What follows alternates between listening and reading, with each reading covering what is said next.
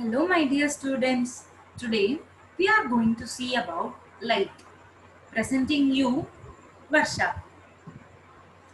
So, we all travel, right?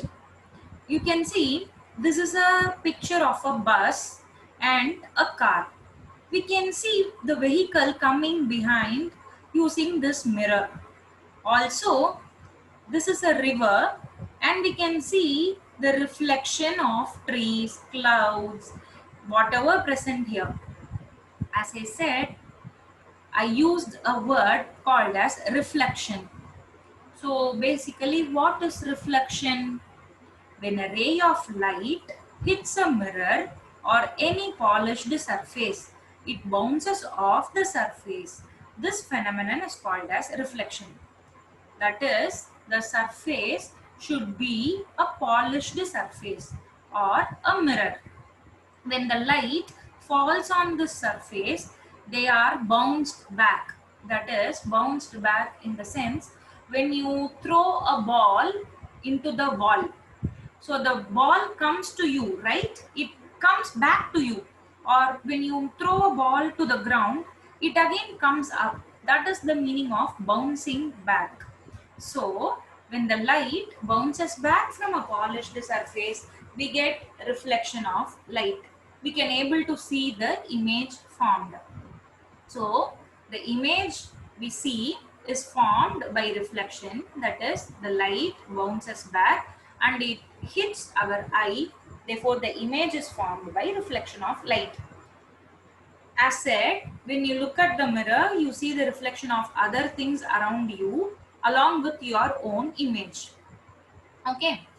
So for this main thing, the surface should be a polished surface. Okay. You just can't take a wood and apply a light torch, show the torch to a wood. You just can't see any image because wood does not reflect light. Okay. So here we are going to do an activity. Let's do in a more scientific manner, right? Now take a mirror. This is my mirror. This is the reflecting side, that is the side in which you see your face, right? This is that side. So the rays of light that come from the object and hit the mirror called as incident ray. This is my incident ray. This A and B are the incident ray. The rays of light that gets reflected, that is bounces off from the mirror, is called as reflected ray. That is this one thing. See this one.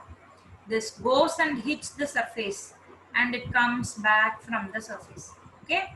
This point is called as point of incidence, and this angle, this is called as the normal line. Okay.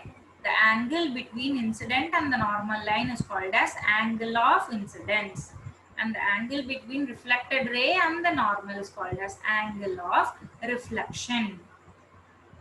I will just again explain you. We are taking a mirror, okay? A plane, a reflecting mirror.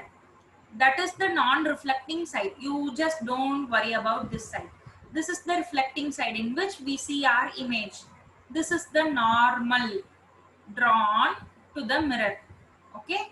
Normal is at the center of the mirror. So now a light hits the mirror.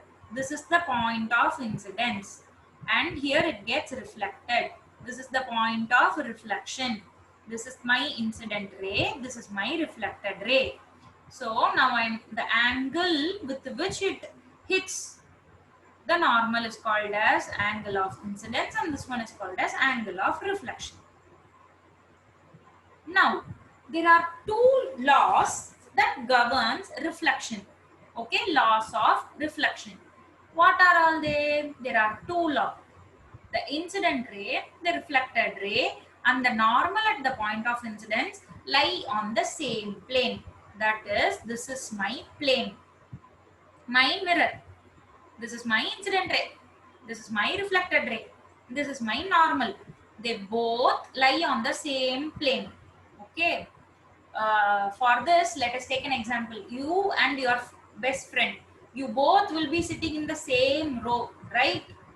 When teacher separates you also, you will find a reason to sit with your best friend in one particular row. So no one can separate you. Similarly, no one can separate these three rays. That is the first law. Second law, the angle of incidence is equal to, just a minute, the angle of incidence is equal to the angle of reflection. That is, this is my incident angle is always equal to the reflected angle. Okay, just find this easy. Okay, don't need to worry about this. The three rays, incident ray, reflected ray and the normal, lie in the same plane, and this angle of incidence is equal to angle of reflection. These both are all the two laws of reflection. Okay, now how an image is formed by the plane mirror. Okay, now imagine you just do this as an activity itself. You just go and stand before a mirror. What you will see? You will see yourself in the mirror, right? Whether your height is decreased or increased, or your weight is increased or decreased, or your color is whether your color is altered, nothing is altered, right? It just shows however you appear as it is in the mirror, right? Whether you are tall, it will show as it is. If you are tall, it will show that. So the size will not be altered. Image formed in a mirror, the size of the object will not be altered. Okay, now upright or inverted. When you see yourself in the mirror every morning, do you see yourself standing upright, or do you see yourself inverted with your feet pointing to the ceiling of the room? You see yourself upright. In other words, a plane mirror forms an upright, also called as erect image.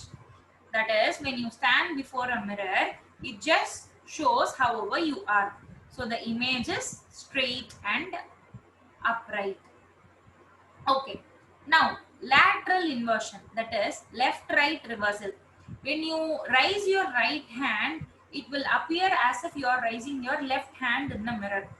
Am I right? Yeah. So see here, this boy is wearing a t-shirt in which it has written physics, but when he sees himself in the mirror, the words are laterally inverted, that is left and right reversal. This is called as lateral reversal. Now the distance of the image from the mirror as compared to that of the object. Stand in front of the mirror and then move back and forth. Observe the image closely. What do you see? You will see that when you move closer to the mirror, your image also seems to move closer. And when you move away from the mirror, your image also seems to move farther away. This is because in a plane mirror, the distance of image from the mirror equals to the distance of the object from the mirror. That is, if you stand close to the mirror, you will see yourself in a very closed way. You just move back, you will see the image is formed at the distance. That's all. Now, regular and diffused reflection. Take a proper mirror and observe things. It will appear as if proper. Now take a broken mirror and observe things. Whether you will see the original image? No. There will be some alteration, right? The image formed in the mirror will be seen to as if broken. That is not because the image has broken. Sorry, that is not because the object has broken, but the reflecting surface is diffused.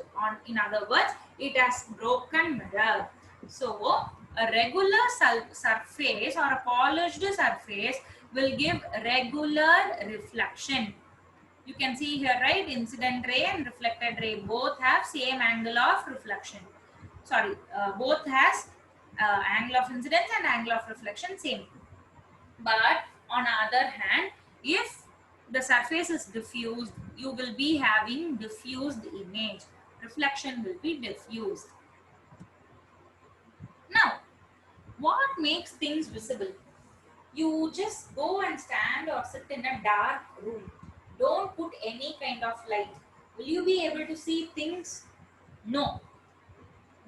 From this, it is clearly understood that we are able to see things because of the presence of light. Okay. So basically, the objects can be classified into luminous and non-luminous. Luminous objects are those that emit light on their own. The best example is sun. Sun emits light of its own. Non-luminous objects are those which absorbs the light and reflects. For example, moon. All the things present around us except the luminous object are non-luminous.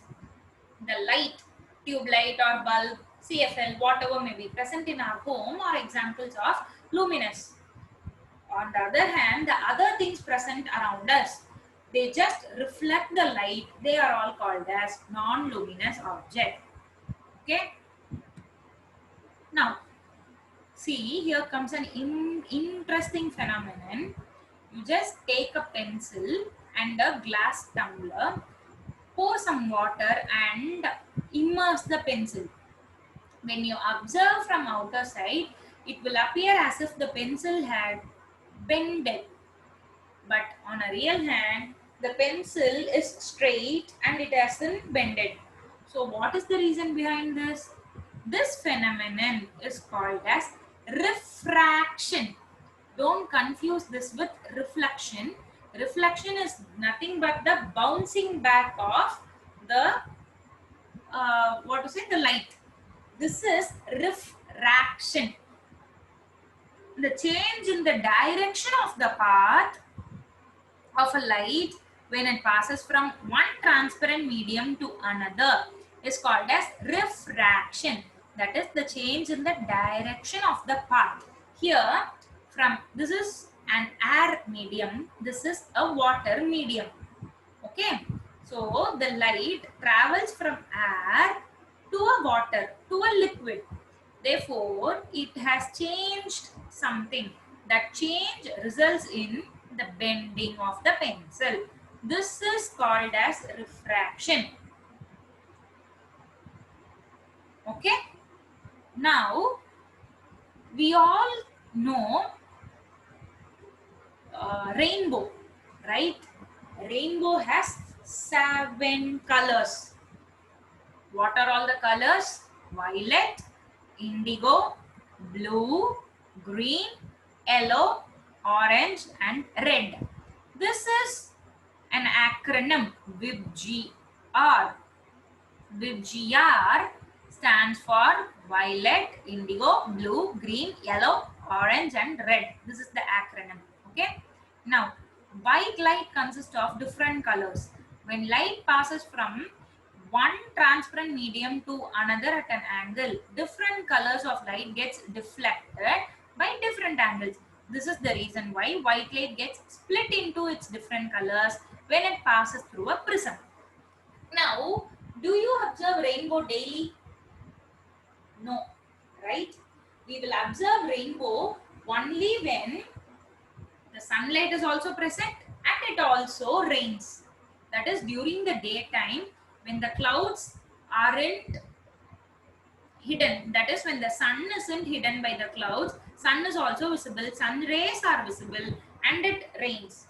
Now the sun rays from an air medium, it strikes into the water. That is the rain. So the light gets dispersed. It gets divided.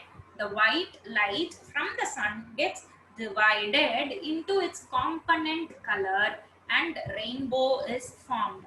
That component colors are nothing but the VIBGR. You got me? Now, this process, that is the white light gets splitted into many colors. This process is called as dispersion. Okay, and the colors we see, the band of colors we see are called as spectrum. The process in which a white light is splitted into its component colors is called as dispersion, and the formed range of colors are called as spectrum.